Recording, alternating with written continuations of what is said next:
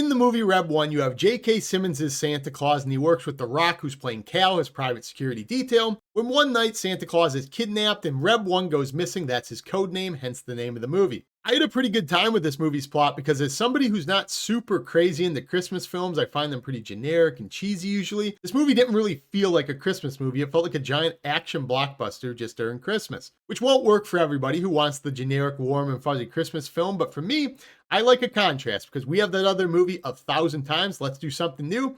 Whether or not it works, different conversation, but at least for me, I thought it was very unique compared to a lot of Christmas films, so I thought it stood out and I had a good time with it. Especially the first 30 or so minutes of this when you meet this version of Santa Claus and The Rock at the North Pole. You're learning the logistics of Christmas and how they set up and prepare for the big day, learning how the North Pole works. They've kind of depicted it as this giant corporation of bureaucracy, which I kind of found funny, to be honest. And they're also having a lot of fun with stupid Christmas stuff like calling his security detail the ELF and just other Christmas acronyms. I thought they took a lot of creative liberties that, again, probably won't work for everybody, but I thought it made this first 30 minutes well above average for a Christmas movie, and this entire plot feel pretty unique. You have J.K. Simmons as Santa Claus in this thing, and I think he is a very good Santa Claus. He looks like Santa Claus, has the demeanor of Santa Claus, talks like a jolly old guy if you can get past the fact he was in Whiplash. Kind of a shame they don't really use him that much. He's kind of put on the back burner in this thing after a certain point for The Rock and Chris Evans to take the lead. I wish we could have seen a version of this maybe that gets more of him as Santa Claus. Could have been pretty iconic. But for the most part, when he is in the movie, I think he does really well. There's a scene during the setup of this film where Cal's giving his resignation to Santa Claus and saying it'll be his last Christmas. And Santa Claus has to explain to him the significance of Christmas and why spreading cheer is so important. It's that feel-good part that we all live for in these movies. And he goes on to say this is the first time in the history of the world that more people are on the naughty list than the nice list. And I feel like it's pretty accurate to what's going on in the real world, because if you look around, you have eyes, you go on social media, it feels like there are more angry and mean and just hateful people than ever before who have just given up.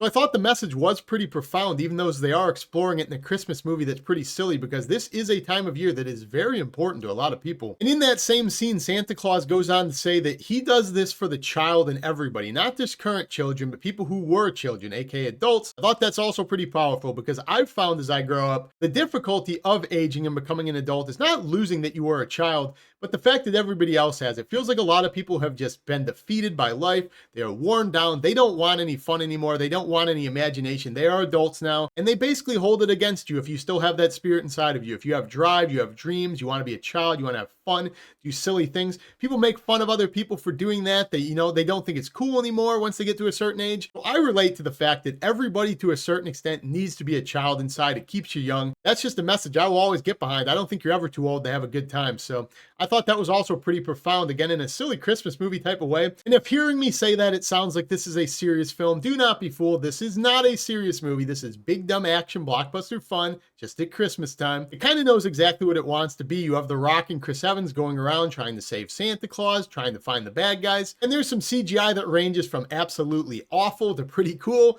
but some downright hilarious CGI as well, especially scenes with The Rock where I laughed out loud. It was so stupid. So you'll probably have a good time with a lot of the creative choices this movie has. That's the word I would use to describe it, creative. Because they're doing a lot of stuff you don't really see in a lot of Christmas movies. You have giant snowmen who are freezing things, giant polar bears, the giant buildup of the North Pole. You have The Rock who's turning toys into reality with this reality gadget he has. There's a lot of stupid fun they're having around Christmas time, so I'm willing to give some of the bad CGI a pass in terms of creativity. When you get to the villain of this film, you have Kiernan Shipka, who's playing the Christmas witch Grilla, I believe her name is, and she's probably the worst part of this film. Nothing she does in particular, but I thought the villain as a whole was pretty forgettable in this film. Not really even sure what her motive is, to be honest. I thought she looked aesthetically cool. I thought her buildup was pretty cool, but it kind of ends up going nowhere. It's definitely the biggest fault to this film, in my opinion. And then when you do get to the ending of this film, when it's trying to land its ending, it's not really traditionally sappy like a lot of Christmas films do. So people who want that warm and fuzzy feeling at the end of the movie, they don't want a serious film, might kind of be turned off the way this movie feels in terms of being a Christmas film. But as I already said, I hate like 99% of Christmas movies for this reason. So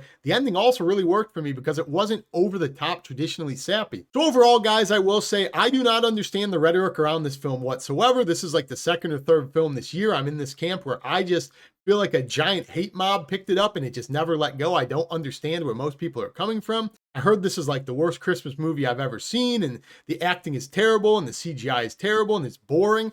I didn't find this movie boring at all as somebody who doesn't like a lot of Christmas films. I thought it was one of the better movies The Rock has been in recently. Chris Evans is good as always as a snarky idiot, and you have some really cool creative CGI choices. I like the way they made the North Pole. Villain is a little bit lackluster and forgettable, but for me personally, grading on a curve compared to most Christmas movies, I think this one you could buy on Blu-ray. If you guys have seen Reb 1, comment down below. Let me know if you agree with the rhetoric. Is it as terrible as people think? Do you think people are being too harsh? If you haven't subscribed yet, join me down below. I'll see you in the next review. Peace.